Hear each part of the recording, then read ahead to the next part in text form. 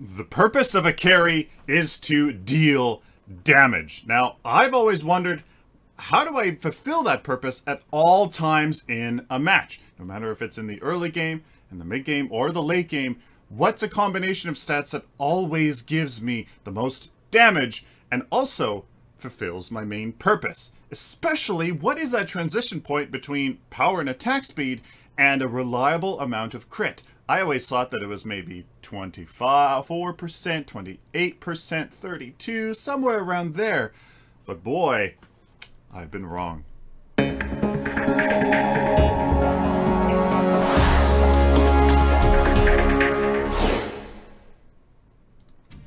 Hello, ladies and gentlemen. Welcome to a Paragon Guide. I am Sylphin. So we are taking a look at carry DPS curves. What is, if you're going to follow the curve of DPS that constantly rises the more and more that you get CP, well, what are the stats that fulfills that maximum DPS potential at all times? What is that, and how do you transition into crit in the later mid game, in the late game?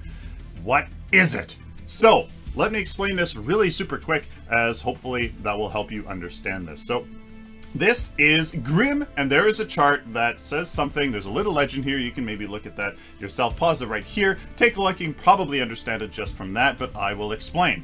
So in total CP, this is how much CP you have total that you've gotten in your game. What is the total amount of CP you have at any given point? Now this is power, attack speed, and crit. At what point, how much of each stats do you need to deal the most damage at all times, at all levels of total CP? I'll just say right off the bat, guys, that all carries pretty much from 7 to 10 CP, it should all go into power.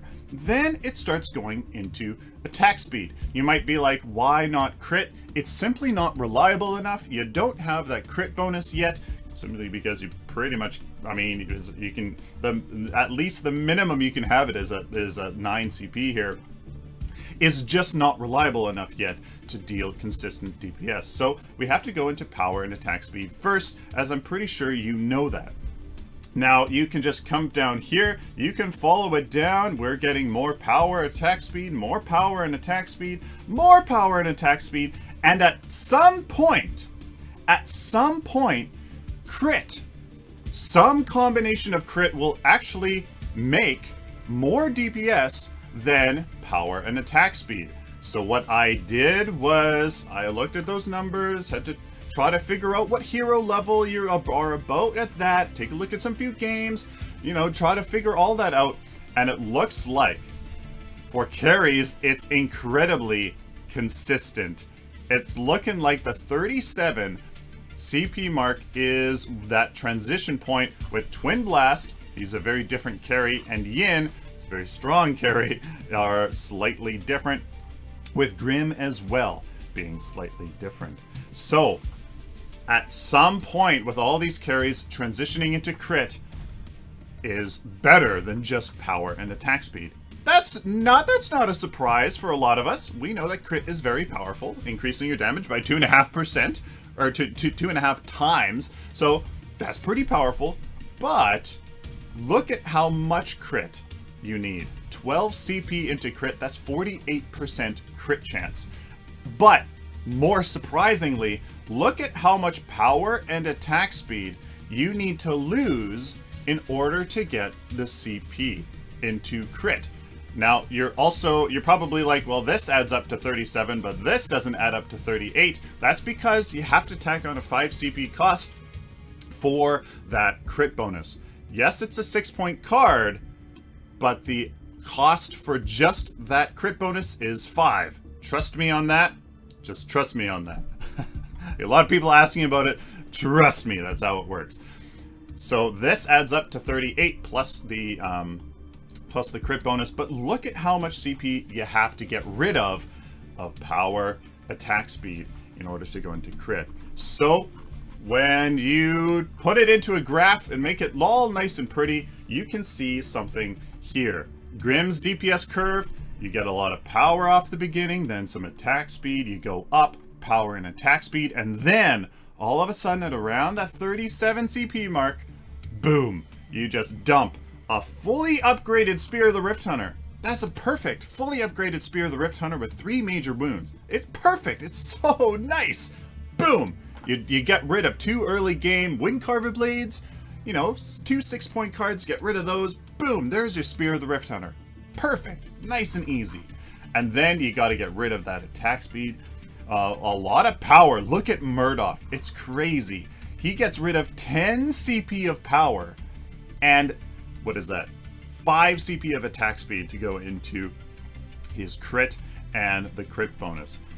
It's insane. It's really quite interesting how much these carries have to get rid of in terms of their power and attack speed in order to get that reliable source of damage from crit. That's really kind of the lessons here, guys. It's really quite interesting. Serath, you can see, is very much the same. She gets a lot of attack speed per hero level, so you can see that attack speed isn't that important. On Sparrow, even more so. Look at attack speed kind of drop here. Look at how much attack speed you get rid of there for crit. That's just because she hits like a truck at this point, and you know, you just want that damage. Twin Blast, he's very different because of his incredibly poor power scaling, and you know, the fact that I don't see very many people playing him pure DPS. He's very bursty with a lot of power in his grenades and right click and stuff like that. He's really interesting. Look at how much power and attack speed he gets rid of, and he starts off really early just because of poor power scaling, the poor damage that he gets from his basic attacks. The fact that you can,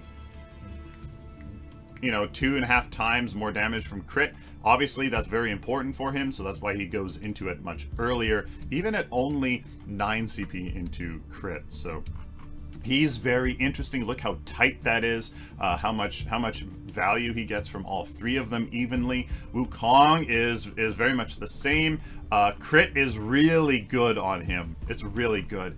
He suffers the least from 100% crit, so that's why I've done. And then Yin, again, doesn't really like her attack speed just because she gets a lot of it. So now, when we take a look at Revenant, he's obviously very, very different.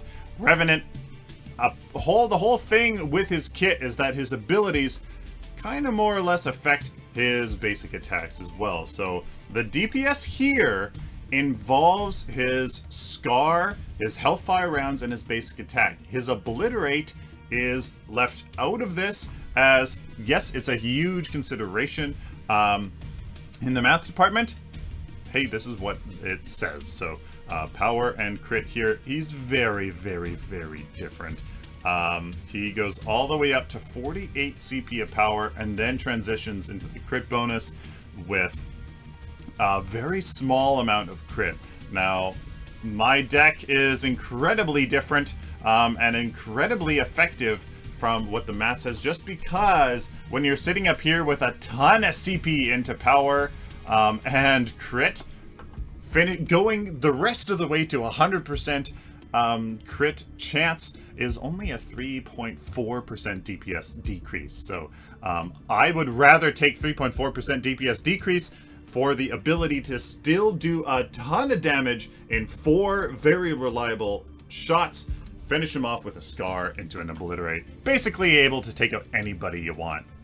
Besides a tank, you can take out anybody you want with 4 shots, Scar, and Obliterate. It's pretty ridiculous. Almost. Some tankier heroes, maybe you need an extra shot in there or something like that. But yeah, pretty crazy. Revenant, very, very different. This is just what the math says in terms of power. And crit, of course, does not include his Obliterate. So very, very interesting, guys. The summary here, the TLDR that you guys can take away from this is actually really nice. All carries need about 60 power, 10 CP's worth before going into attack speed.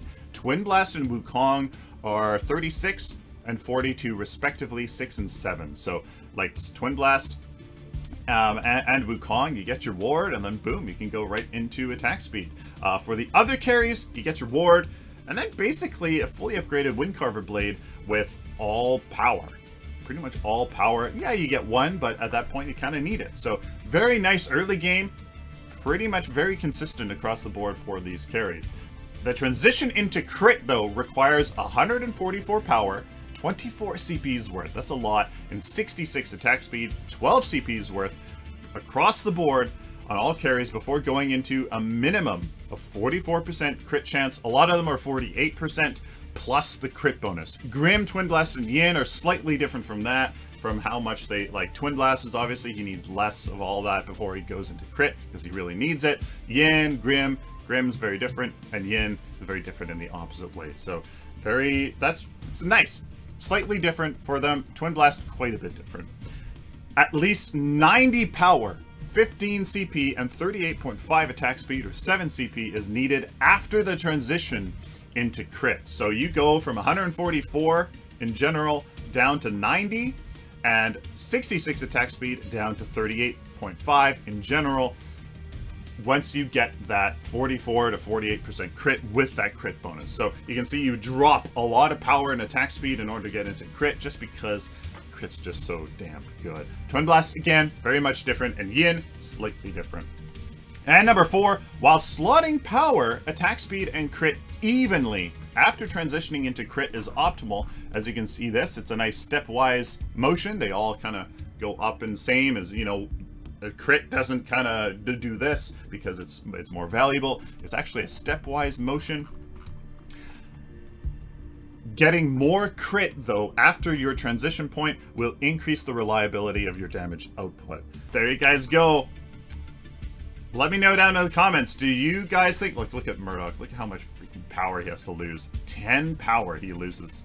Well, loses to actually just deal the same DPS. Remember, this DPS is slightly less from this DPS. That's all. You're just riding the maximum DPS potential curve. You're just riding that, and your stats just change to make that happen. That's all it is. So this is slightly superior to this. It's just like this is slightly superior to this, etc., etc. So very interesting. Let me know down in the comments what you guys think of this. I'll tell you right now, making this transition point work on Wukong, for example, in my newest deck, I will start to really take this into account on my carry decks to make sure that I'm dealing maximum DPS at all points and having that transition point be very nice and clean. Making this transition point on Wukong was really fun. It was great. It's really interesting. I had to figure out exactly what upgrades I needed and when, and then what transition. So it was really quite fun. It was really quite fun to do. So let me know down in the comments, guys, what you guys think of this awesome stuff. Please like this video if you like it, dislike it if you dislike it, guys. Share it with the community, please, because I have not seen any of sort of this stuff in the community, and I'm sure a lot of people would really love to, you know, optimize their carry decks for maximum potential that they can. Please subscribe, guys, if you like this content, especially if you found it useful, because I would really love to help you learn, teach you things, help you out in the future. I would really love to do that, so please subscribe. Until next time, like always, guys, stay optimistic and positive.